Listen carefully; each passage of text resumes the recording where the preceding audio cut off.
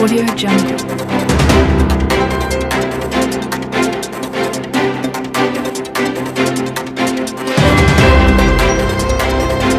Audio Jungle.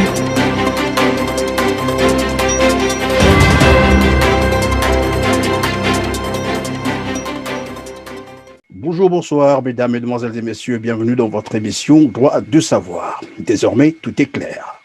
Le corps électoral pour le premier tour de l'élection du président de la République du Congo est convoqué le 17 mars 2021 pour le vote des agents de la force publique et le 21 mars 2021 pour le vote général. Cependant, les voix se lèvent déjà du côté de l'opposition pour contester les conditions d'organisation de cette élection majeure qui manque de transparence, selon certains opposants qui, eux aussi, ont déjà annoncé leurs intentions de candidature. Voilà dans quel climat les Congolais s'apprêtent à aller voter l'homme qui prendra les destinées du Congo-Brazzaville pour les 5 prochaines années. Avec moi sur ce plateau, M. Modeste Boukadia, qui n'est plus à présenter aux Congolais, mais pour ce qu'il découvre à travers le monde, Modeste Boukadia est une personnalité politique du Congo-Brazzaville, président du Cercle des démocrates et républicains du Congo, le CDRC. Bonjour, Monsieur Boukadia. Bonjour, Monsieur Perrin. Merci de nous faire encore cet honneur d'être avec nous sur le plateau de TLR-TV. Alors, la révision spéciale des listes électorales a été amorcée le 7 janvier, je sais que vous le savez déjà, et doit se poursuivre à l'heure où nous vous recevons sur notre plateau. Avez-vous demandé à vos militants d'y prendre part ou vous êtes resté dans votre posture de la désobéissance civile?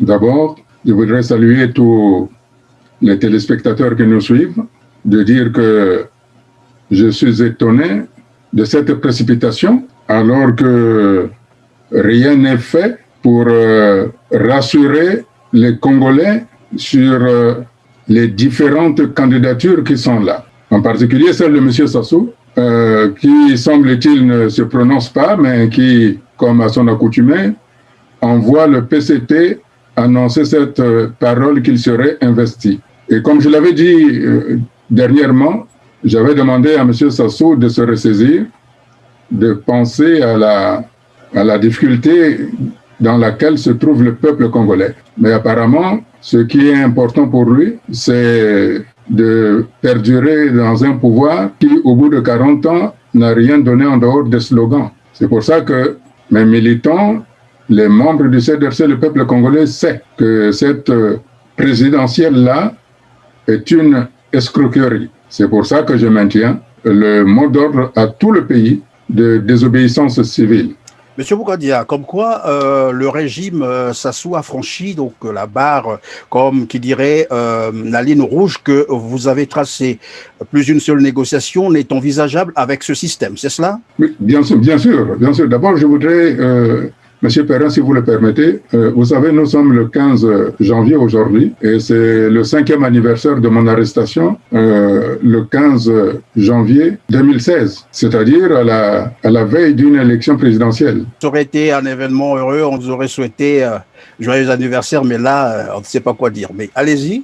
Mais justement, c'est pour vous dire que j'ai été arrêté parce que je demandais un gouvernement d'union nationale parce que le pays s'enfonçait. Donc aujourd'hui, M. Sassou fait fi de la souffrance du peuple. Et donc, je constate qu'il a franchi la ligne qu'il n'aurait jamais dû franchir. Et il sait que ce que je fais, je l'annonce d'abord. Et je continue de dire que c'est une erreur grave de sa part d'avoir franchi cette ligne rouge, quoique lui-même il ne l'a pas encore annoncé, parce qu'il y reste des difficultés majeures, celui de trouver le financement de l'organisation de l'élection présidentielle, mais je ne suis pas là. Moi, ce que je constate, c'est que comme je le lui avais demandé, qu'il s'annonce lui-même qu'il serait candidat. Maintenant que le PCT l'a investi, j'ose penser qu'il va l'annoncer au peuple. On peut donc attendre probablement qu'il va annoncer sa candidature. Mais je le souhaite pour lui, mais quoique pour moi, ça n'a pas d'importance. Ce que je sais, c'est qu'il n'arrive pas à voir la souffrance du peuple. Moi, je suis dans cette souffrance-là. Hein. Vous voyez comment est devenu le Congo? Pointe-Noire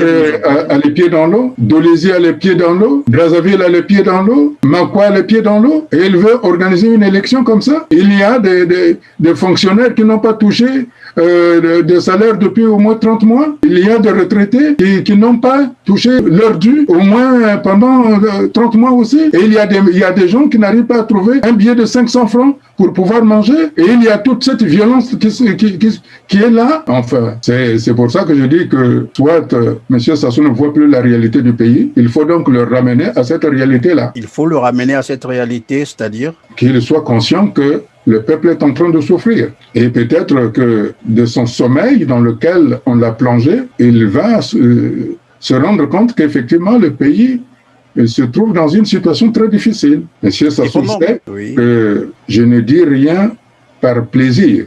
Je pense que le moment est venu pour que les responsables politiques qui ont l'ambition d'amener le peuple congolais vers un devenir mieux que ce qu'ils ont actuellement, doivent se ressaisir pour qu'on se retrouve et qu'on semble en chasse cet empereur-là. Au bout de 40 ans, tout ce qu'il a fait, c'est de tuer toute une population. Et ce n'est pas moi qui le dis. Je lui ai demandé pour qu'il fasse sa candidature, sa déclaration de candidature. Il faut qu'il nous dise s'il a atteint l'objectif qu'il s'était fixé le 20 juillet 2000, lorsqu'il avait organisé une réunion à Oyo, où il avait dit qu'il fallait qu'il réduise une certaine quantité de la population du pôle, parce que le pôle était trop peuplé. Il y a M. Ernest Ndala, qu'on surnomme Graille, qui s'était opposé à cette absurde décision. Et M. Sassou l'avait menacé. Et nous avons constaté... Vous êtes formel sur cette déclaration-là? Absolument, absolument. Et d'ailleurs, M. Ndala est là. Il avait été pris à partie par M. Sassou, il avait même menacé. Et aujourd'hui, nous avons constaté, d'ailleurs, ça n'a étonné personne. M. Jean-Dominique Okemba lui-même a confirmé cette option-là, parce qu'il a dit qu'ils ont brûlé le pôle et le ciel n'était pas tombé. Et il y a l'agence IRIN qui a pris les photos satellites, qui a montré des villages entiers qui ont été détruits. Donc aujourd'hui, la question que je pose, c'est de savoir s'il a atteint l'objectif qu'il s'était fixé le 20 juillet 2000 à Oyo, de réduire la population du pôle. Et par conséquent, pour savoir s'il l'a réduit, ce n'est pas la révision des listes électorales qu'il faut. C'est un recensement général pour que nous sachions effectivement qu'il a atteint le quota qu'il s'était fixé dans la destruction des populations du pôle, combien il en reste. Voilà. Donc, vous pensez que la révision spéciale des listes électorales qui a été annoncée est une manière de dissimuler ce qui s'est passé dans le département du pôle? La réduction dont vous parlez de la population de la partie sud du Congo? Vous savez, pour faire une révision, il faut un recensement. On ne sait pas. On ne sait pas qui va aller sur les listes électorales, voir si son nom existe. Le mieux, pour que son élection soit crédible, il faut qu'il organise un recensement général de la population de l'habitat. Et ce que je dis ici, je pèse mes mots. Monsieur Sassou doit organiser un recensement général de la population de l'habitat, parce que nous devons savoir combien ont disparu dans la région du pôle et dans le reste du pays. C'est à partir de là... Mais est-ce pour autant dire que M. Boukadia, aujourd'hui, monte au créneau comme pour vouloir demander les comptes à M. Sassou pour cette décision de juillet dont vous parlez? Et comment vous entendez vous organiser? C'est en allant contre cette partie qu'il représente, lui? Non.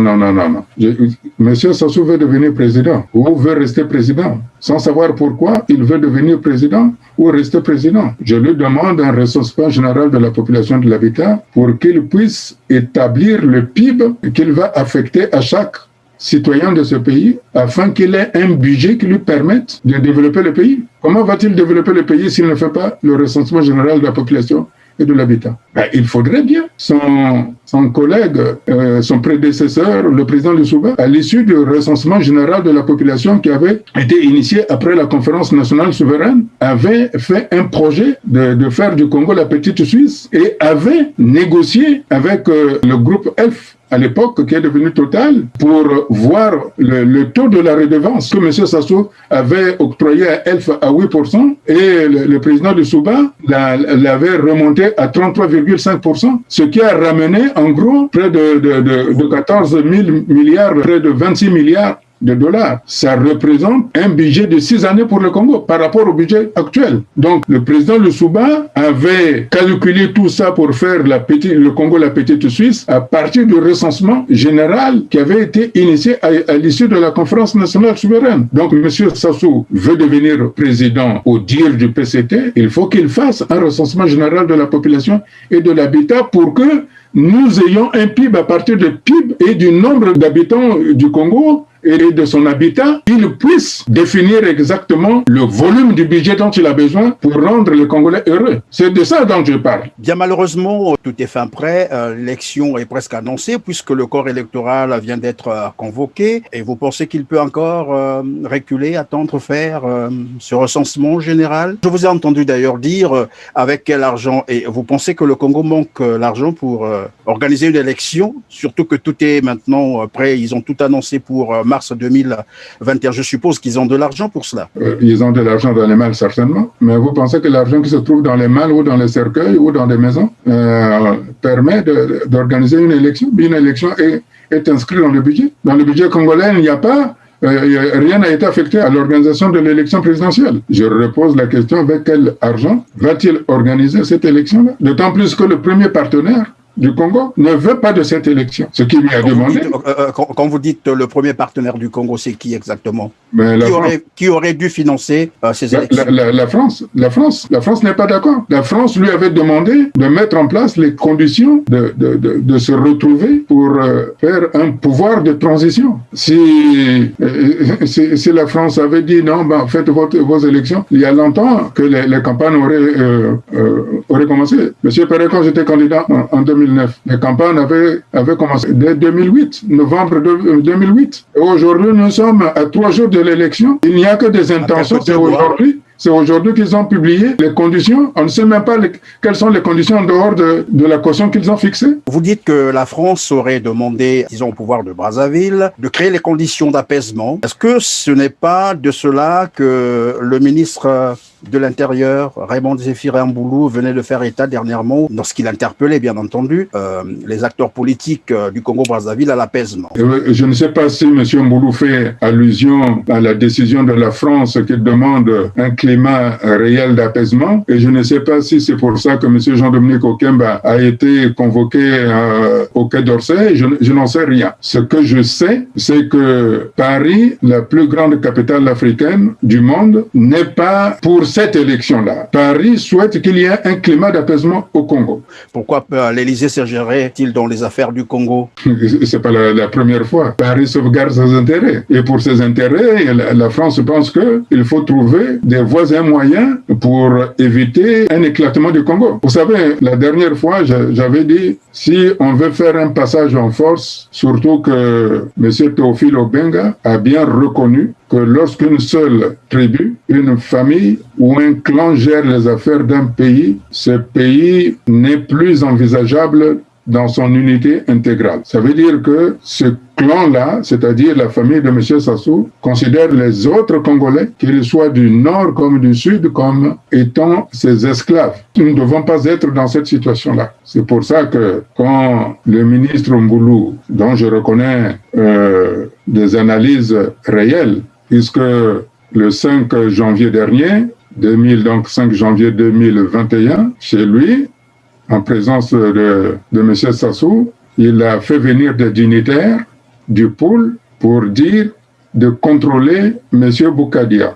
Les dignitaires ont donné à M. Sassou qu'ils arriveraient à me neutraliser. Mais ce n'est plus le Boukadia du 15 janvier 2016. Ce n'est pas parce que certains signent des documents disant qu'ils sont 33e de la franc-maçonnerie qu'ils sont en mesure de me neutraliser. Moi, je ne suis ni Diawara, ni Franklin Boukaka. Je pense que, au lieu de demander aux ressortissants du pôle, pour ne pas les citer, à M. Kimfusia et à M. Konta, de me contrôler ou de me neutraliser. Cette politique-là de neutralisation qui date de l'époque du MNR est finie. Hein? Aujourd'hui, on ne neutralise plus. Donc, je crois qu'il faut être conscient que moi, je ne me bats pour le peuple. Moi, je ne me bats pas pour Sassou. J'avais dit la dernière fois que Sassou était un homme du passé. Il est fini. Il ne faut même plus parler de lui. Il faut parler du Congo de demain. Aujourd'hui, il y a des hommes et des femmes, des jeunes qui souffrent. Alors, parce que ce sont des gens qui n'ont jamais travaillé, qui ne vivent que de l'argent du PCT de M. Sassou, qui veulent, moi, venir me neutraliser. Ils me connaissent. Fort heureusement, M.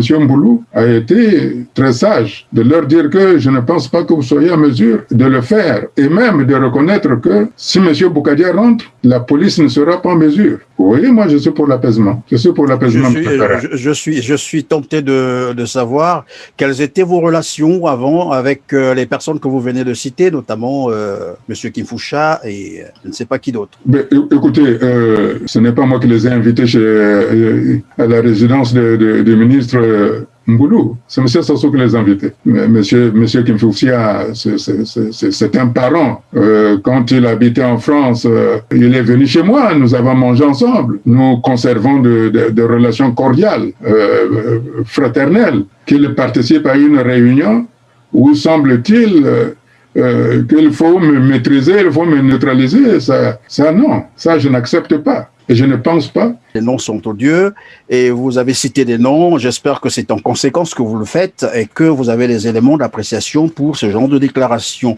Mais dites-moi, pendant que vous érigez pour une désobéissance civile, il y a tout de même certains opposants qui ont déjà annoncé, comme je l'ai dit, d'entrée de jeu, leurs intentions de candidature. Et ils vont certainement confirmer leur candidature d'ici au 21, puisque c'est le 21 que s'ouvrira la liste des candidatures. Que pensez-vous de ceux-là qui veulent aller aux élections, ces opposants qui ont accepté aller aux élections? C'est de leur droit, mais je voudrais vous rassurer, M. Ferrand, je ne cite pas les noms pour faire plaisir. Je dis bien que... Il y a aussi Mathias Nzon. Je ne cite pas les noms pour faire plaisir. Je confirme que le 5 janvier 2021, à la résidence, à la maison de M. Mboulou, il y a eu une réunion de dignitaires qu'on appelle les dignitaires du pôle, où M. Sassou leur a demandé de savoir qu'est-ce que M. Boukadia entend-il par faire éclater la vérité. Et ils l'ont rassuré en disant ne vous en faites pas, on va s'en occuper. Ce que je dis, je le maintiens et je suis prêt. Si ce que je dis est faux, qu'il porte plainte. Mais moi, j'ai les éléments matériels, comme ce que j'ai dit tout à l'heure pour le 20 juillet 2000. Vous savez, je demandais la conférence internationale pour aplanir les choses. Mais comme les gens franchissent la ligne rouge, alors chacun fait ce qu'il sait faire. Et je pense que quand je dis ça, le général Gilbert Mokoki sait de quoi je parle, puisque quand on avait assassiné mon neveu, à l'époque où il était directeur de la sécurité présidentielle, M. Sassou l'avait dépêché pour venir me voir. Et je lui avais dit clairement les choses. Donc aujourd'hui, M. Sassou a franchi la ligne rouge qu'il n'aurait jamais dû franchir. C'est pour ça que, quel que soit ceux qui se présentent à l'élection présidentielle, c'est de leur droit le plus absolu. Moi, mon droit le plus absolu, qui, dans le souci majeur, est le peuple, je demande à la population, peu importe ceux qui seront candidats, de ne pas aller voter. Et je maintiens, s'il y a des gens qui pensent qu'ils vont faire le plein de voix dans la région de Poul, qu'ils ont l'habitude de sacrifier le temps-là, ce temps est fini. L'exemple de M. Kolela, parce qu'il compte sur les voix du Poul. Mais quand on est député du Poul, on s'occupe de sa population. À l'issue des élections de 2016, quand M. Sassou a mis en œuvre son plan décidé le 20 juillet 2000, qui a été confirmé par M. Jean-Dominique Okemba d'avoir brûlé le Poul et le ciel n'est pas tombé. Lorsque RFI a donné un micro à M. Parfait Kolela, le fils adoptif de M. Sassou, il a regardé ailleurs. Il a dit, je ne sais pas ce qui se passe dans le Poul. Alors que des milliers de gens étaient en train de mourir dans les forêts. Vous savez, je vous ai dit que moi, je suis fier d'être Larry. Comme les gens doivent être fiers d'être Bembe, Mboshi, Kouyou, Makwa, Tsangi, Vini. Il faut être fier. Et dans ma culture, Congo, monsieur Parfait Kolela, moi, et dans ma culture, on dit que il ne faut jamais laisser la famille quoi Balabambuta, puisque Balabambuta, ça veut dire que lorsque M. Bernard, M. Parfait Kolela ne se soucie pas de la famille de son père, parce que ce n'est pas de son intérêt. Il utilise la famille de son père. C'est pour ça que nos ancêtres nous ont dit de ne jamais laisser l'enfant du père gérer la famille de son père. Donc, M. Kolela, quand tu les Larry, ça ne lui dit absolument rien. Il est étranger à ça. Il est dans la logique de M. Sassou. Donc, si M. Parfait Kolela veut être candidat, c'est son droit. Mais il doit d'abord commencer la campagne électorale dans la partie nord du Congo, chez son père, adoptif. Pourquoi vous l'appelez par le fils adoptif de Sassou? Ce n'est pas moi, c'est M. Bernard Kolela qui a dit à M. Sassou, voilà le fils que je te laisse. C'est pas moi, c'est son père qui lui a donné à M. Sassou. Oui, mais M. Boukadia, on a beau être le fils de quelqu'un, mais lorsqu'il s'agit de la politique, chacun a ses opinions. Je l'entends bien. En 2016, semble-t-il qu'il avait gagné les élections. C'est ce qu'il avait dit. Il s'est présenté devant, il est allé jusqu'à l'Union africaine pour porter plainte. Il a même fait un recours à la Cour suprême du Congo. Où en est le résultat? Mais vous savez, aujourd'hui, c'est un triste anniversaire pour nous, mais je connais les affres de la prison. Mais M. Parfait Kolela a eu des challengers, M. Okombi Salissa et le général Mokoko, qui étaient aussi candidats. En 2016, quand lui, semble-t-il, avait gagné. Et le général Mokoko devait être le second. Mais il est en prison parce qu'il avait été candidat. Donc, logiquement, M.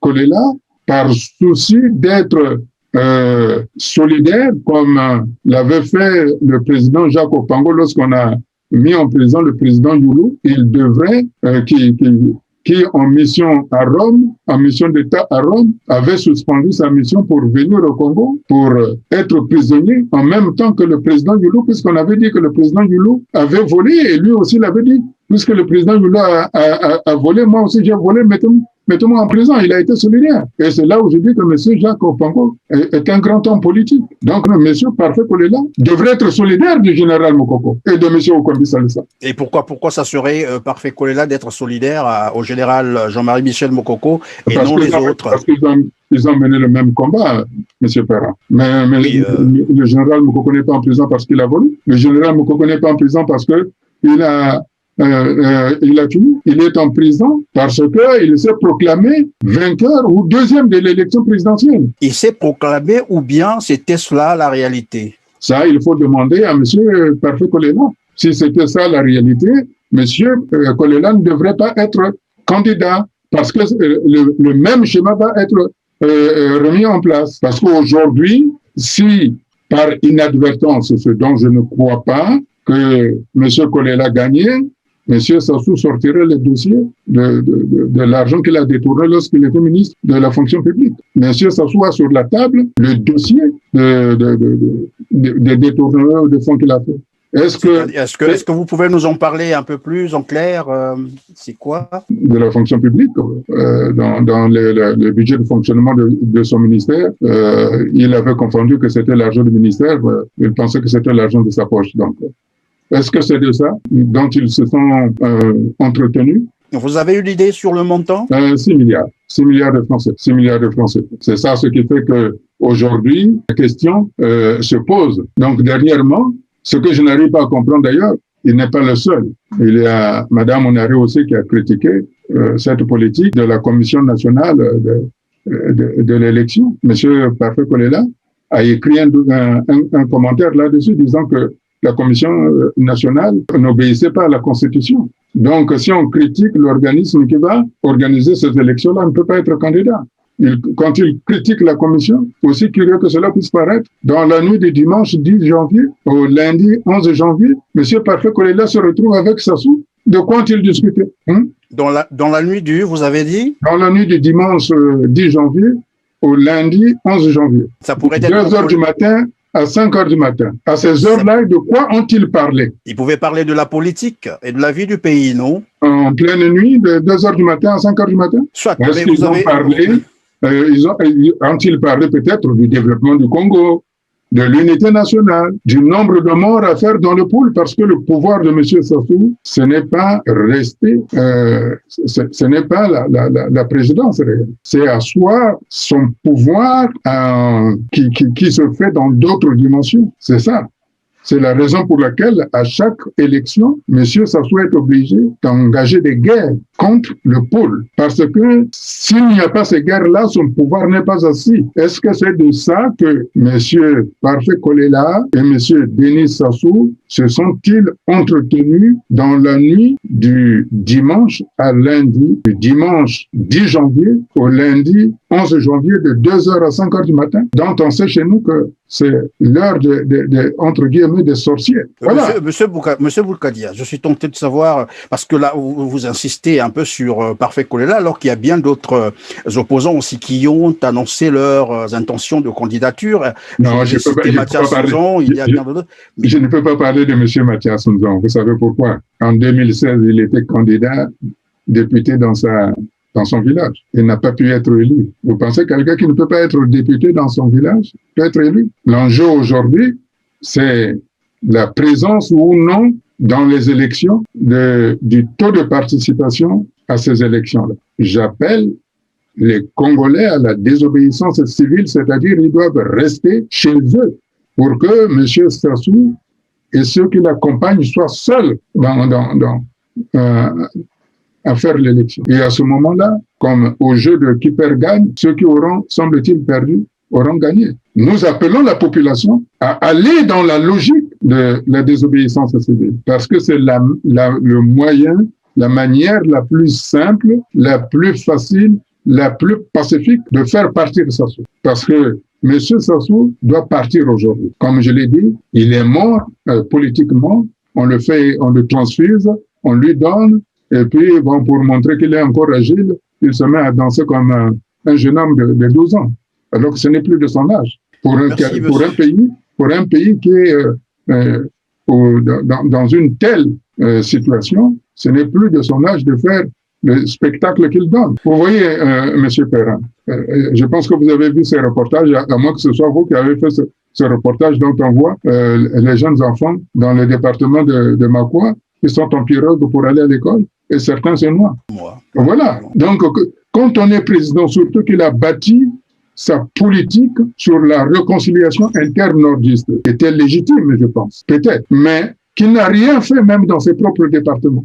Quand me disent, qu'est-ce qu'il a fait? Il n'y a qu'une seule route pour aller au nord. Est-ce que c'est normal? Pour aller dans toute la partie du nord, il faut cette route-là qui passe devant son PCA de You, alors qu'on peut avoir plusieurs axes. C'est pour ça que j'appelle le peuple à la désobéissance civile pour chasser M. Sassou, et j'appelle les acteurs politiques qui ont à cœur le sort du Congo. J'appelle la diaspora, toutes les diasporas du monde, de nous retrouver pour que nous gérons le pouvoir de la transition. C'est l'objectif, c'est gérer le pouvoir de la transition. Nous devons gérer le pouvoir de la transition. Nous, avec le peuple souverain doit reprendre son pouvoir. Voilà l'objectif de la désobéissance civile. Monsieur Boulkadia, on vous reconnaît aussi comme ce politicien qui généralement a des déclarations mais vraiment tendancieuses et qui apparaît souvent à l'orée des élections majeures. Est-ce qu'on peut croire que monsieur Boulkadia est sérieux cette fois-ci dans ce qu'il est en train de dire, ou bien c'est comme à l'accoutumée où on apparaît à l'orée, comme je l'ai dit, des élections et après on disparaît? Non, monsieur Perrin, je ne peux pas vous laisser dire ça. Je n'ai jamais fait de déclarations tendancieuses à l'orée des échéances électorales. Quand j'étais arrêté, quand on arrêtait les membres de mon parti, il n'y avait pas d'élection. J'ai toujours été actif dans la vie politique congolaise. Moi, je ne suis pas de ceux-là qui restent là et au bout dès qu'il y a une élection, ils sortent. Je pense que je ne suis pas en train de faire des déclarations comme ça. Non, je redis, ceux qui me connaissent savent que j'annonce toujours ce que je dois faire pour que les gens ne soient pas surpris de ce qui se passe. J'avais demandé à M. Sassou de se ressaisir. Vous savez, je vais vous raconter une histoire. Il y a le président Bongo qui racontait à un ami, un parent, que le président Bongo, Omar Bongo, appelait affectueusement l'éternel étudiant. Il lui disait, je ne comprends pas les Gabonais. Je suis le président. C'est moi qui nomme les membres du Conseil constitutionnel. C'est moi qui préside le Conseil des ministres. C'est moi qui leur fait, qui les nomme ministres. C'est moi qui leur donne l'argent pour devenir des candidats. Et ils veulent me remplacer. Mais je ne comprends pas. S'ils veulent me remplacer, il faut qu'ils ne viennent pas voter. Comme ça, la communauté internationale verra qu'il n'y a personne qui est allé voter le vieux Bongo. Ça, c'est le président Bongo qui le dit. Oui, mais quelle similitude avec le Congo? Mais la plupart pour ne pas dire tous les opposants qui sont au Congo, ils sont sous la solde de M. Sassou. Donnez-moi un exemple d'un opposant qui a son entreprise, qui a son argent librement gagné par le sueur de son front. Il n'y en a pas. Donc, comment voulez-vous que ces gens-là puissent débarquer M. Sassou? La seule entité qui peut débarrasser du Congo M. Sassou, c'est le peuple. Il faudrait que le peuple cesse aujourd'hui, se ressaisisse pour devenir digne. On est en train de les humilier. On les humilie en les traitant de la sorte. Je pense qu'à un moment donné, il y a une limite de l'humiliation qu'on ne peut pas dépasser. Parmi ceux qui vont se présenter à cette élection, notamment certains opposants, ils disent qu'il faut un prétexte, même s'il faut engager une contestation après ou d'autres méthodes pour essayer de pousser ce pouvoir dehors. Il faut d'abord aller à l'élection et si jamais ils trichaient à ce moment-là, ils mettront leur plan B en marche. Vous savez, ne pas aller, c'est laisser libre cours, c'est laisser un boulevard libre au pouvoir actuel. Vous savez, ça c'est l'argument le plus facile qu'on utilise. Et ils ont fait ça en 2016, non? Qu'est-ce que ça donnait? C'est facile de dire, ah non, il ne faut pas utiliser, il ne faut pas pratiquer la politique de la chaise vide. Ça, c'est la facilité. Ils ne peuvent pas faire autrement puisqu'ils sont payés du même trésor. Donc, il leur dit, si vous ne venez pas aux élections, eh bien, vous n'aurez plus rien. Donc, ils sont obligés d'avancer cet argument-là. Non, nous devons nous présenter d'abord aux élections et puis, s'ils trichent, on va riposter, on va passer au plan B. Pourquoi ils n'appellent pas dès le départ ne participant pas aux élections qu'ils soient seuls? C'est la solution la plus facile pour ne pas verser du sang. À moins qu'ils aiment bien que les sangs des Congolais soient versés. Mais honnêtement, cette fois-ci, et ça, c'est pas une déclaration, j'espère qu'il n'y aura aucun mort à l'issue des élections qu'ils sont en train d'appeler d'y participer. Parce que tous ceux qui vont participer à cette élection seront responsables de ce qui pourrait arriver. S'il y a un mort d'un Congolais, ils seront responsables parce qu'on peut éviter ce mort-là en appelant le peuple à rester chez eux, à se confiner, puisqu'on les a confinés le 25 décembre, pour rien. On les a confinés aussi le jour de l'an. Les responsables politiques doivent appeler le peuple à rester chez eux. Et à ce moment-là, le PCT sera seul dans l'arène pour aller voter. Et là, ils ont réellement l'argument pour dire à la communauté internationale, nous passons au plan B. Parce que M. Sassou, depuis 40 ans qu'il est là, on ne voit pas les résultats. Son bilan est catastrophique. Son bilan est teinté de génocide. Son bilan est teinté de destruction des entreprises. Son bilan est teinté de crimes crapuleux.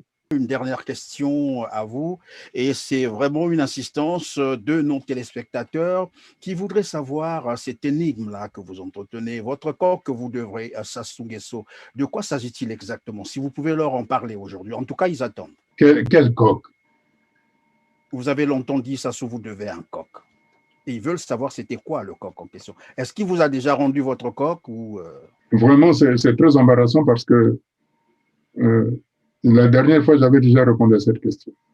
Oui, malheureusement, vous n'avez pas donné les détails. Vous avez préféré garder ça pour vous. Et voilà que les téléspectateurs se disent, ben non, nous, on veut savoir c'est quoi cette affaire. Écoutez, je ne souhaitais pas que les gens disent... D'ailleurs, je voudrais faire une parenthèse, si vous le permettez. Allez-y, oui, je vous en prie. Vous savez que les Congo et les Ngala s'entendaient très bien. Il n'y avait pas de différence entre les Bakongo et les Ngala. Celui qui a introduit cette différence-là, c'est M. Sassou. Lorsqu'ils ont assassiné le président Marien Ngouabi, ils ont dit que les Bakongo bombaient Marien Ngouabi. Et à ce moment-là, les Ngala ont regardé en de faïence les Congo. Imaginez que Sassou avait été assassiné. On aurait dit, ah, encore les Bakongo Babomi Sassou Nguesso, alors que les forfaitaires étaient eux-mêmes. C'est-à-dire, est-ce que vous pouvez être un peu plus explicite là-dessus, M. Boukadia? Mais je suis explicite. Je dis que je ne souhaitais pas que ceux qui étaient les gardiens du pouvoir du Nord instrumentalisent encore les populations du Nord en disant que ce sont les gens du Sud qui ont tué Denis Sassou Nguesso. Voilà. Et donc, à partir de là, automatiquement, puisque j'ai empêché l'assassinat de Sassou par 2 fois, et comme cela est dit pour les chrétiens qui sont là, quand tu sauves quelqu'un, tu deviens son gardien. Ce qu'on appelle dans la culture Congo, quand tu sauves quelqu'un, cette personne-là, tu dois soit un cabri, soit un coq. Je pense que je suis explicite là. Ça se passe en quelle période, M. Boukadia? Monsieur Perrin. En tout cas, je vous pose là des questions que les téléspectateurs nous ont envoyées. Je suis malheureusement condamné à le faire, et ben voilà. Écoutez, vraiment, je pense que laissez-moi cette intimité. Je ne suis pas là pour faire une séance de psy. Ce que je sais, c'est difficile de perdre quelqu'un et je ne souhaitais pas que le peuple du Sud, le peuple du pôle qui a déjà souffert d'une injustice à partir d'un assassinat programmé de Marien Ngouabi, souffrant en plus d'un assassinat de Denis Sassou Nguesso par ses propres parents en imputant cela aux populations du pôle. C'est la raison pour laquelle je ne souhaitais pas et que j'ai dit qu'il ne fallait pas arriver à ce stade-là. Si vous voulez avoir des renseignements, allez demander Mme Antoinette Sassou qui était l'intermédiaire dans cette affaire-là quand je l'ai averti de ce qui pouvait arriver à son mari. Et elle a vérifié, c'était juste, c'est cela. Pardon? Elle avait vérifié et que c'était juste ce que vous lui avez dit. Je pense, puisqu'il est en vie. Merci, Monsieur Boukadia, d'avoir répondu à nos questions, mais surtout d'avoir accepté notre invitation, à moins que vous ayez un mot de la fin, sinon...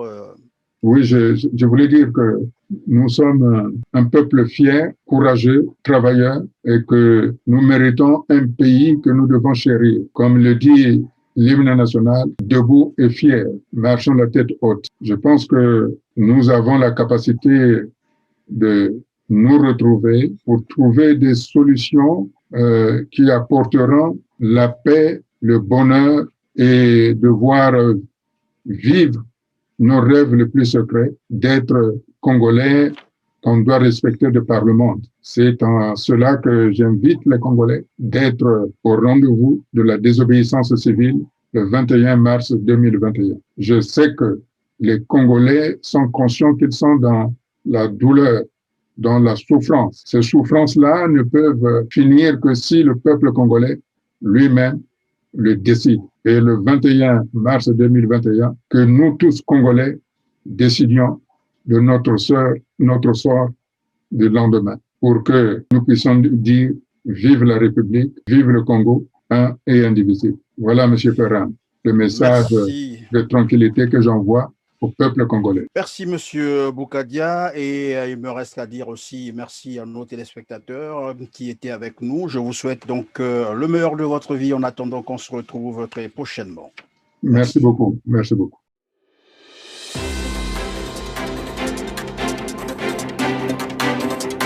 Audio Jungle.